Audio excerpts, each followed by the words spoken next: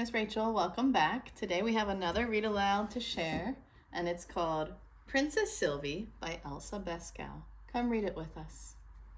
Princess Sylvie by Elsa Beskow. Once there was a big, strong king who had a daughter. She was called Princess Sylvie. The king and Princess Sylvie loved going for walks in the palace gardens. Princess Sylvie wore her pretty blue velvet dress, and the king always had sweets in his pocket for her. One day they set out for a walk with Sylvie's dog, Oscar. They came to the gate in the wall, a long way from the palace. Sylvie didn't want to go home yet. "Can we go play in the wood?" she asked. "Let's see if my key fits the lock," said the king. "I've never been through this gate before." The gate sprang open, and Oscar barked and ran into the wood. Sylvie followed him happily. The king was unsure.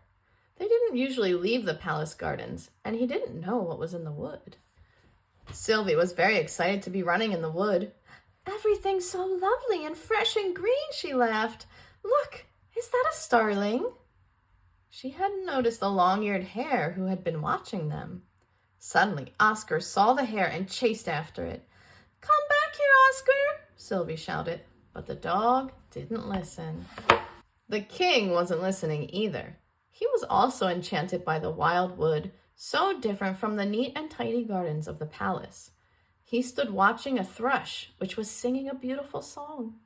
He didn't notice Sylvie running off through the woods after Oscar. When the thrush stopped singing, the king looked around for Sylvie. He couldn't see her anywhere. "Oh, perhaps she's playing hide and seek," he thought. So he started searching for her in the thick bushes, prodding with his stick. Then he stood and scratched his head. I knew going into the wood wasn't a good idea," he muttered. Meanwhile, deep in the forest sat a big, brown, furry bear, eating berries. He was sad and gloomy because he didn't have anyone to play with. The long-eared hare ran by.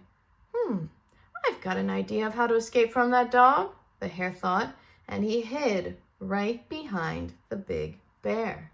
Oscar the dog ran out of the trees, and thud! He ran right into the big bear. The bear held onto the dog tightly. At last, he had someone to play with. The hare was so pleased with his plan that it had worked. "What a silly dog," he thought. Then he heard Sylvie calling, "Oscar, where are you? Come here now." Oscar jumped quickly out of the bear's arms and ran towards Sylvie. The bear sighed gloomily. Then he saw Sylvie, and he felt much happier. He'd never seen a real princess before. Maybe they could play together. The bear stood up and bowed to Princess Sylvie. "Would you like a ride on my back?" he asked. "Oh, yes, please," Sylvie smiled. "That sounds fun." Sylvie climbed onto the bear's back, and Oscar followed behind them. They laughed and chatted as the bear ran through the trees. Eventually, the king found them. "Sylvie, what are you doing?" he shouted. "Get down right now!" Sylvie clambered down from the bear's back and ran towards her father. "Well," said the bear quietly, "I'd better be going then." "No," said Sylvie. "Come with me to the palace and we can be friends and have lots of fun together." The bear thought for a minute. "Thank you, but I belong in the forest. You should go back home to the palace, but maybe you could come and visit me again sometime."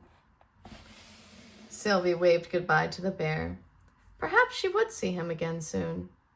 "The bear is right," said the king. "It is time for us to go home." He put Oscar on a lead and held Sylvie's hand tightly. When they got to the gate, the king couldn't find the key.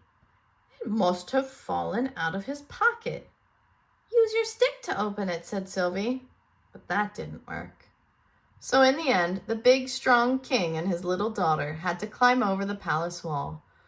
"Oh, I knew this wasn't a good idea," muttered the king. As they walked across the palace gardens, they heard the bell ringing for tea. The queen was waiting anxiously for them. She hated when people were late for tea.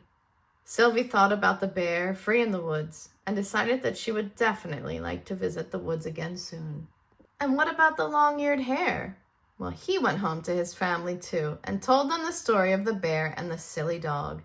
They all laughed and laughed and laughed. The end. Thanks for reading with us, y'all. We'll see you next time.